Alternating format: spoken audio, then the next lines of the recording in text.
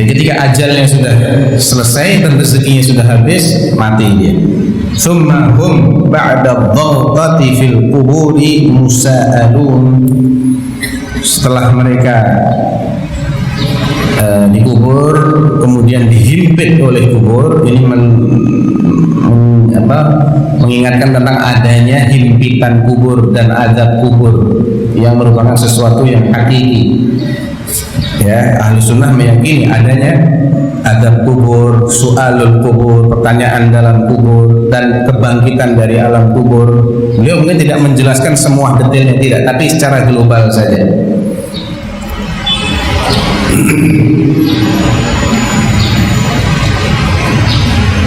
Akan ditanya setelah dihimpit, dan setiap orang akan merasakan himpitan kubur itu.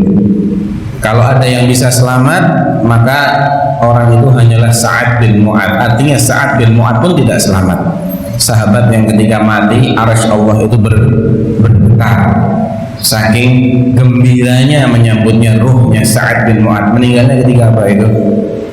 Ketika perang Khandaq, ya, terkena panah pada urat nadinya, kemudian pendarahan, dikei sama Rasulullah, diobati dengan selomotan besi panas tapi nggak sembuh, dan akhirnya meninggal setelah menjatuhkan vonis kepada orang-orang Yahudi yang berkhianat dengan eksekusi semua.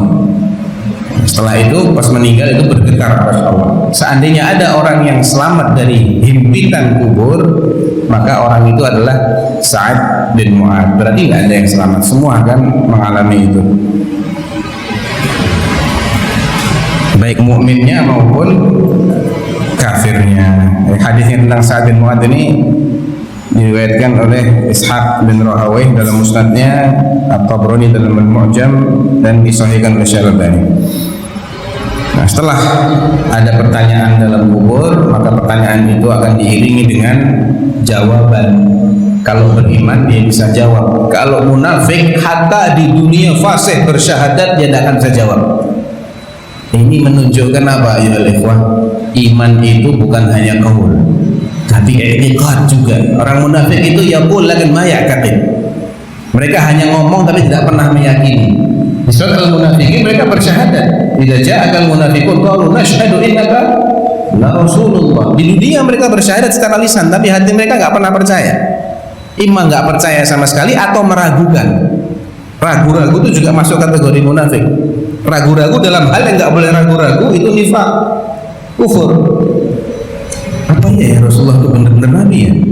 Nah, ini hati-hati ini. Kalau ada keraguan-keraguan seperti ini, belum sah ini imannya. Belum sah. Innamal mu'minuna alladzina amanu billahi wa rasulihi tsumma lam yartabu. Orang beriman itu yang percaya dan tidak ragu-ragu lagi setelah itu. Nah, jawaban dan ketika ditanya dalam kubur, mereka yang di dunia itu bisa fasih bersyahadat tidak bisa jawab.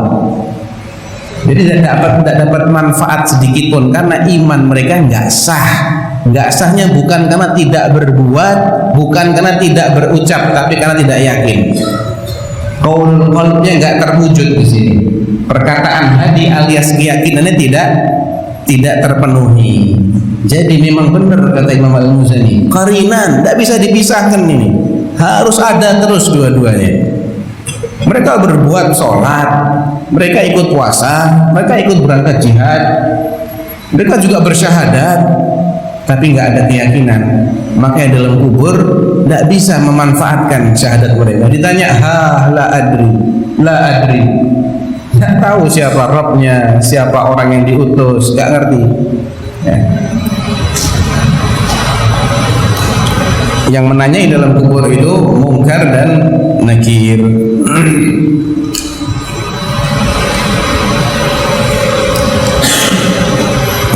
Azab kubur sendiri terbagi jadi dua, ada azab yang temporer, ada azab yang selamanya. Azab yang temporer ini bagi orang-orang yang masih memiliki iman, masih memiliki tauhid, tapi dia juga punya maksiat.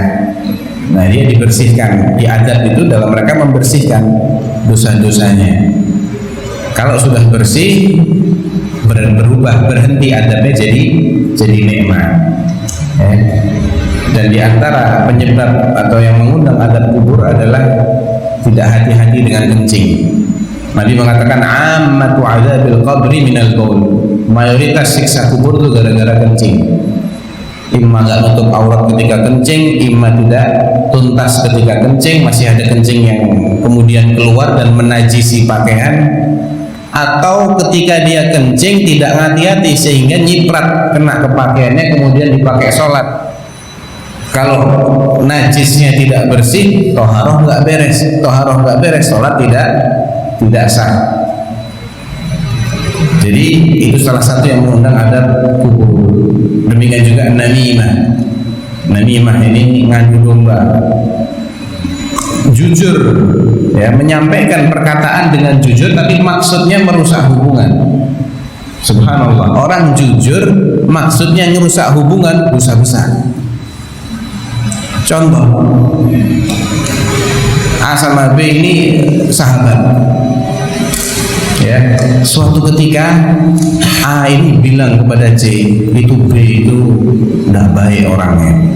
Cuman dia bilangnya sama C, disampaikan sama C. A bilang kamu ini orang yang nggak baik. Oh gitu ya. Nah, jadi musuhan. Padahal C ini jujur nggak? Jujur. Tapi tujuannya dia merusak hubungan, dosa besar. Sebaliknya orang bohong tujuannya bikin perdamaian, nggak dianggap bohong. Laisal kadhib man yuslih bainan nas fayaqulu khairan aw yunmi khairan. Hadis riwayat Muslim. Tidak dianggap pendusta orang yang mendamaikan orang-orang yang berseteru. Misalnya contoh yang sama, A sama B ini musuhan, C ini ingin mendamaikan. Dia merekayasa omongan, datang ke A, B itu bilang kamu nih orang baik, kamu orang banyak penonton. Oh gitu ya, ya Allah, makasih ya. Dia bilang ke B, A bilang kamu nih gini-gini. Oh gitu, akhirnya akur. Padahal A nggak pernah ngomongin B seperti itu, B nggak pernah ngomongin A seperti itu. Tapi tujuan dia apa? Mendamaikan, islah. Itu nggak dianggap kadhib, amal soleh gitu. Kalau jujur tujuannya ngerusak hubungan itu haram, apalagi kalau fitnah, dusta, merusak hubungan dengan membuat kedustaan, lebih lagi ya, lebih layak untuk diadab. Ada adab yang mustamir, yang terus, ini adabnya orang-orang kafir. Contohnya adabnya Fir'aun dan keluarganya yang kafir. An-naru yu'raduna 'alaiha ghuduwan wa 'ashiyyan wa yawma taqumus sa'ah adkhilu ala fir'auna asyaddal 'adzab. Jadi selama dikubur Fir'aun dan keluarganya yang kafir itu siang, pagi dan sore 2 kali dalam sehari dia ditampilkan neraka, kengerian-kengeriannya, disiksa.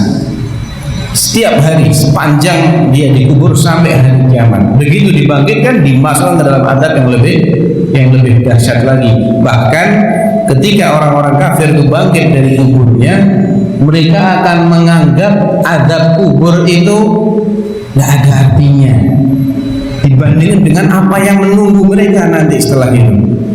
Di surat Yasin Allah katakan, qalu ya wailana man ba'atsana min marqadina. Mereka meneriakkan wail, celaka kita ini, siapa yang banguni kita dari tidur kita. Ini perkataan orang kafir. Mereka menganggap azab yang mereka rasakan selama itu tuh seperti tidur, karena melihat wah ini lebih ngeri lagi dari yang selama ini kita rasakan. Mending aja kita dikubur terus daripada kita harus bangkit dari kubur. Man ba'atsana min marqadina hadza ma wa'ada ar-rahman wa sadaqal mursalun. Inilah yang dijanjikan oleh Allah Ar-Rahman dan Maha Benar, yang diperingatkan oleh Rasul selama ini yang kita selalu ingkari. Tidak mungkin orang sudah mati kok bangkit lagi. Ternyata itu terjadi.